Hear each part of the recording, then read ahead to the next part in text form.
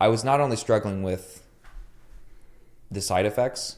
I was very much struggling with life itself. I was struggling with, it was the 2 to 3 month kind of portion of where you're in the middle of the tunnel. You can see where you came from, but you can't really see where you're going. And I had contemplated many things of which I don't ever want to contemplate again. And so when I came out of that, when I got into the immunotherapeutic portion of it, you're like, hey man, like let's get you fed. Cause that's when I was able to start visiting you again. And I could tell that you guys were like, oh Yeah. fudge. Yeah. Yeah, we knew you'd been pushed to that edge. Yeah, that just because that's where all the side effects came in, and that's where all the hair loss, the pale skin was coming through. The weakness. And I was small. My arms were even small too, which is very unfortunate. Not now, but and so you got me back to feeding. You're like, hey man, let's get you, like, are you hungry? And I'm like, yes. And so you got me on a really awesome diet, a very big bulking diet, which I needed. I needed that so much. And then you got me back into training, and I had a goal and I had a vision. And that's where the discipline was able to be formed. Because again, I had the seriousness obviously through that, involuntarily forced.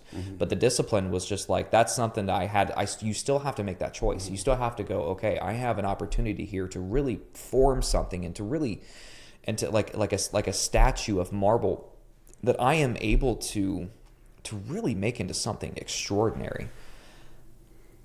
But how do I do that? And well, it's because you give yourself goals. You give yourself you have to become the person who is going to be able to build that outcome. I was not going to be building that outcome at all in that position that I was in when I was alone during the middle of the brentuximab treatment. But as soon as I got out of that, you gave me goals, and I was like, oh, that's how I'm able to do something on the daily to really take my mind off of this. Yeah. Because to a point, like when it comes to the discipline side of things, that's sort of the reason why you have to instill the discipline. It's you and I today in these moments, we're not sitting here prepping meals and eating these prepped meals and going out for the walk and going to the gym. Every single day of doing that, of every single activity, is not, sunshine and rainbows for us. There are so many other things that we could.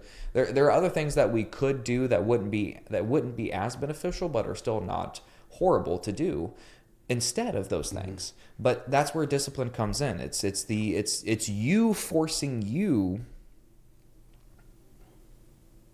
to stay on track. And to make sure that you don't go off of course. I mean, you can so easily go off of course. It's very, very simple. It's a very simple task that you can perform, and then you're right back to square one, and you're not going to be able to achieve your goals. But if you have those goals set, you're able to enact upon that discipline. And so coming out of that, getting into 2023, I was doing fairly good, but I would say there was still yet a very large, like I had made a couple of sacraments, a couple of stages, I would say that I had achieved to where I could move on, a couple of peaks upon the mountain chain that I was able to achieve the climb on. But there was still so much more for me to be able to do, and really with the help of starting this podcast. Was another big thing of like instilling a little bit of discipline, like something like we had something that needed to be produced every single week. We had to get it done. And were there a lot of times where we're like editing and posting Tuesday morning? Yeah. There's still some of those times. Still some, but we still produce. Yeah. No matter, we make it happen. Yeah, we make it happen. Even especially when it's hard. Yeah. And that's, I think, even more defining than getting it done on the days that it's easy, the weeks that it's easy. And what I think is really powerful about the story you lay out there is, so those the first and then your first relapse, so your first diagnosis and then your first relapse. So those first two battles were kind of back to back. There wasn't really that latency period. Yeah, I had 2 weeks in Chicago. Yeah. And in the middle of a vacation in Chicago of celebrating the 2 really bad months of chemo, then I was going to go on some lesser chemo. I'm in Chicago with a very good friend of mine, a very, very good friend of mine. And him and I we're sitting at a sushi shop on Michigan Avenue, across from the park there. And I got a call from you.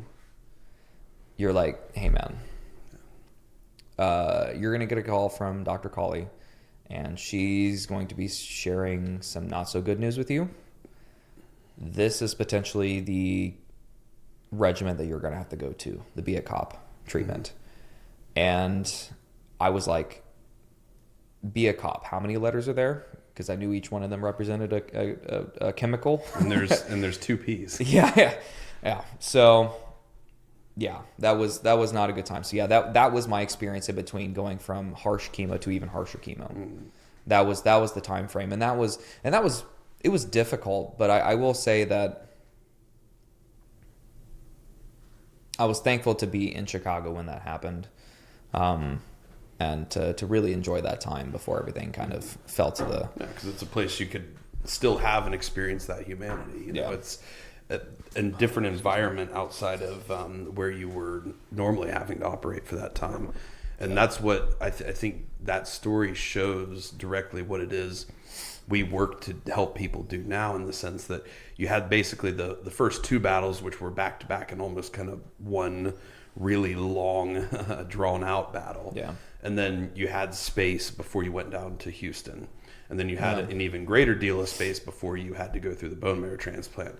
But each time, and I've told you this many times, the person you were before that first battle, or even during that first battle, could not have remotely withstood the bone marrow transplant in the way that you did. No, because Houston was a time of first relapse with some time there, like you said. Mm-hmm.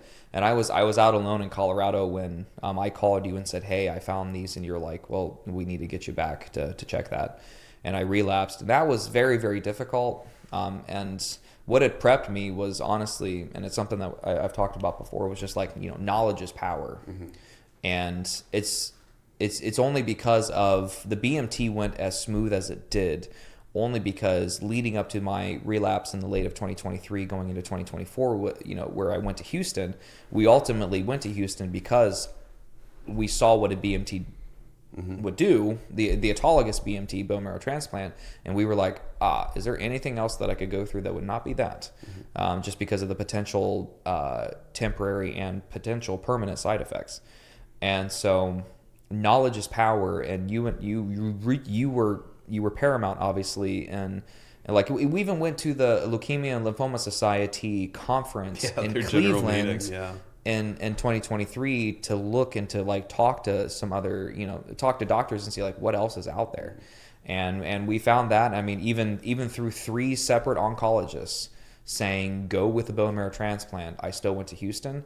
Little did I know that I should have heeded their help. You have a really good point saying even me in October of 2023 starting for Houston, there's no way that I would have been able to survive that BMT the way that I did this time. Yeah. And that's the thing is, you look at the whole journey, and had you not gone through that CAR T-cell treatment in Houston, had you not taken that chance on the impossible, it didn't completely cure your cancer, but it did give you another opportunity to, it eliminated your cancer at the time as far as we could detect, and it gave you another stepping stone of that phase. It bought you a lot more time to keep building that individual who could go through that bone marrow transplant. Because even after the first battle, even with that space, I won't say you couldn't have done it, and in fact I believe you would have found a way to make it happen based on who you are, but you had not yet built the individual who was prepared for that bone marrow transplant in the same way that you were when you actually went through the bone marrow transplant. And so Houston gave you that powerful stepping stone. As hard as that journey was as well, it gave you the opportunity to grow even stronger as who you were. And then the time after that, you continued growing, you continued developing, you continued building, to the point that when the bone marrow transplant finally came, wasn't easy. It wasn't something you wanted, and in fact, you fought just as hard that time to try to find any way, any other ulterior option or alternative option. And I don't blame you for that because of how intense and potentially life-altering that therapy can be. But once it was go time and you realized this is the option I have to take on, you seemed more ready for it than I could have possibly imagined anybody being.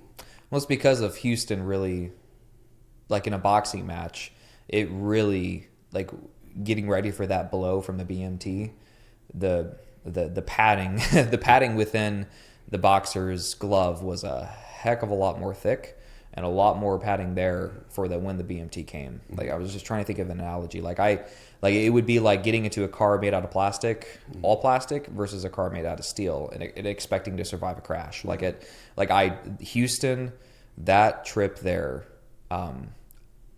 albeit horrible and alone I was, until about 4 weeks in. And T came in because I was staying in an Airbnb. Oh yeah, I remember. I was staying in an Airbnb, and it was like I took the master bedroom of that like 4-bedroom house, and T came in, and she was there for like the last like week and a half that I was there, and that really helped like the end of the last portion of it, having her there, and super cool person. It was so cool to chill with her. Like I'd wake up in the morning, go out there, she'd be making breakfast or something. I'd go out there and make breakfast, and I'm like, "What's up, T?" She's like, "What's up, man?" It was such a good time, and that really helped. But yeah, like that meant that the wave, the wave that was coming towards me, I was able to have built for the BMT. I was able to have built a cement wall reinforced rather than just a wall of sand. I would have crumbled, and I would have fallen to that force real easily on the BMT if I had done it in 2023. I truly do believe that. Would I have survived? Yes. And maybe a year younger, my body could have recovered a few days before. Whatever, those obviously those kind of nuanced details, but Houston prepped me to be a reinforced wall taking on that wave for the BMT. And that's because over that time I had realized, and I was forced yet again for that last relapse of how serious this was. Because the BMT was, you're getting that bone marrow transplant, you're receiving those stem cells, because the amount of chemo that you're about to go through in this 6-day span will kill you. Yeah. It will kill you. I will continue to repeat that to try to get people to try to help people understand like how serious that was. Like BMTs are no joke, especially for those that have to go through the allogeneic. And so like that was just nothing more serious was on my plate, ready for me to have to swallow than that. And having gone through Houston, having gone through 2022, having gone through 2023, and 2024, I think was really a great time of optimization for us, through Impossible Performance, because 2024 was like, okay, this is like, we really need, like, we have to keep the podcast going. We have to keep posting, because it's like, this is a really big thing that we've done here. And we need to keep it going. And then when the BMT, when I relapsed that last time and the BMT came up, it was just like, I think I have those two aspects ready. I believe I have enough discipline and this moment. I've achieved enough sacraments to be able to go. I will be able to not only survive through that recovery period that was, little did I know, was going to take months, but like that first month or two after the treatment, little did I know how horrible I was going to be feeling, how I felt like an absolute rock in the bottom of the ocean, like just all the pressure that I was under. But the discipline that I had was going to be able to make that to where I wasn't just surviving, but ultimately I would come out of it thriving. But secondly was because